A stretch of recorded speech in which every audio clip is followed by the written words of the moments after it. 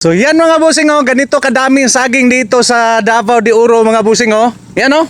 Ito mga kavindis ito mga boss na reject.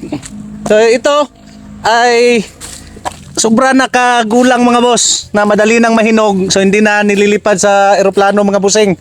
Alam nyo ba kung anong ginagawa sa mga saging na ito mga boss? Yan, ginagawa nila ng ganito mga boss. Ito yung mga pagkain ng baboy. Yan, pinapakain na lang ng baboy mga boss, pero kakainin ko tong isa.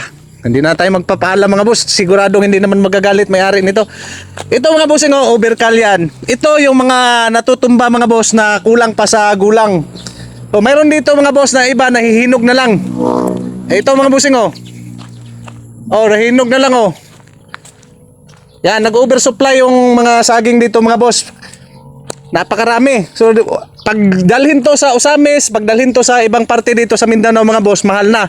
Kaso lang mga bossing, ang problema natin ay yung pag-transport. Ito mga boss, kung sa Maynila ito mga boss, ay naku, mabibinta po ito. So magpapalipad tayo ng drone mga boss para makita natin ang kabuuan ng sagingan dito mga bossing. Magpapalipad tayo ng drone. Ay, wala pala akong drone mga boss, sorry. Sorry mga boss, pinakita ko lang kung gaano kadami yung saging dito. Have a nice day. Yan. Dong, kakuha na ni ha.